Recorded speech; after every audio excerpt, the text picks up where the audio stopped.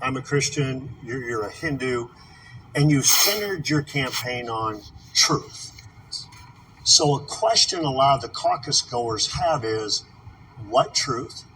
So where do you find it? Where do you discover it? And then how do you discern it? And how do you apply it? I think it's a question I'm grateful for, Bob, actually, because we have gone to probably hundreds of events across the state, and we get a lot of questions on policy, and it does feel like a bit of an elephant in the room. And so I'm grateful for the chance to talk about faith, actually. My faith is what gives me my freedom. In many ways, my faith is what led me to this presidential campaign, actually. I'll tell you about why. But let me just tell you about my faith. I haven't talked about this on the campaign trail yet. I'll tell you my faith. I'm Hindu. I believe there's one true God. I believe God put each of us here for a purpose.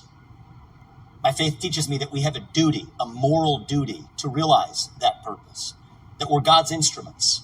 He works through us in different ways, but we are still equal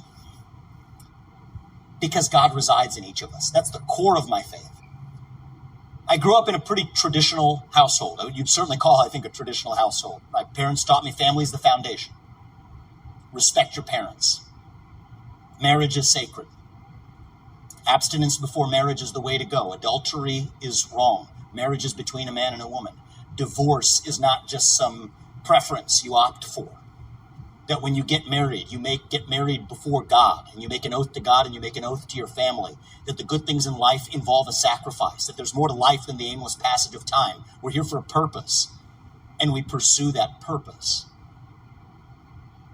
Now, is that a foreign set of values? Is that a strange set of values? I think it is if you look at parts of America today. I mean, turn on the TV. Go to the movie theater. Go to your local HR session in your corporate DEI training. We fired that department. Look, thank you. It's a great service you did. Right? I mean, you could go to universities, go to what they're teaching your kids in public schools. That would feel like foreign values, but I don't think they're foreign values to most Americans in this country. I don't think they're foreign values to those of us who are in this room today. And that's what I would say is that, so I went to Christian high school, St. X in Cincinnati. What do we learn? We read the Ten Commandments. We read the Bible, scriptures class. God is real. There's one true God. Don't take his name in vain. Honor the Sabbath. Respect your parents. Don't lie. Don't steal. Don't bear false witness on your neighbor. Don't covet. Don't commit adultery. What I learned during that time, and I was a young person at that time, is that these values, they're familiar to me. They don't belong to Hindus. But these values, they don't belong to Christians either. They belong to God, actually. And I think they are the values that undergird our country. And so can I be a president who promotes Christianity across this country? I can't, for a number of reasons. I'm not Christian. I don't think that's actually what we should want the U.S. president exactly doing either. That's a job for pastors and others who need to carry that out. But will I stand for those fair values, for those shared values? Will I promote them in the example that we set, revive them in the next generation of Americans? You're darn right I will, because that's my duty. And I think God put us here for a purpose. And one aspect of my faith that I'll just comment on, Bob, is one of our teachings is that we don't choose who God chooses to work through. That's not our choice. That belongs to God. And again, when at St. X High School, we read the book of Isaiah, that was familiar to me. God chose Cyrus. He was a Persian. He was all the way in Persia, a Gentile, that led the Jews back to the promised land. And so we'll find out what God's plan is, and we will do our part in realizing it. But that's what led me to this campaign, called me into this, as our sense of duty and purpose. And so, yes, we are founded on Judeo-Christian values. They're values that I deeply share. Not as a pastor, but as a president. I think it's my responsibility to make faith and family and hard work and patriotism, but faith included, cool again in this country for the next generation, for these boys. Thank you for being transparent with that. I was sent this video by a friend, and I watched it because he asked me to. And I'm really blown away by Vivek. He's not a Christian. He's a Hindu. He says he believes there is one true God.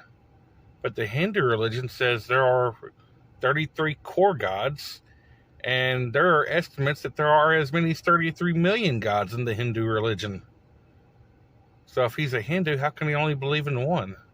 That part was confusing to me. But not knocking the guy for that. I believe that Jesus Christ is the way, the truth, and the life, and unless you come by him, you cannot be saved. With that being said, we have had a lot of presidents and presidential candidates and senators and House representatives, all these politicians coming in claiming to be Christians, claiming to serve God, claiming to be good Catholics or good Protestants or what have you. And they don't make the stand that Vivek just made. They won't say that marriage should only be between one man and one woman. They won't say that abortion is wrong. They won't say that adultery is wrong. They won't say these things. But we have a Hindu man running for president saying those things and actually seeming to take a stand on it. Only time will tell if he will stay true to that stand or if he was just saying that because of the audience he was talking to. I don't know the man. But what I can say is this. When we have people of a different religion coming into America, which is founded on Christian Judeo morals and beliefs,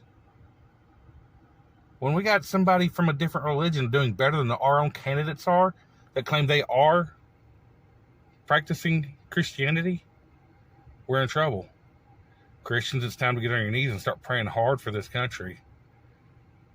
And he may believe those things that he said in that video. But without Christ, there is no truth. There's not more than one truth. And religions, they don't mesh. It just don't work. You can't mesh a pagan religion with Christianity. So watch out and be careful. God bless y'all.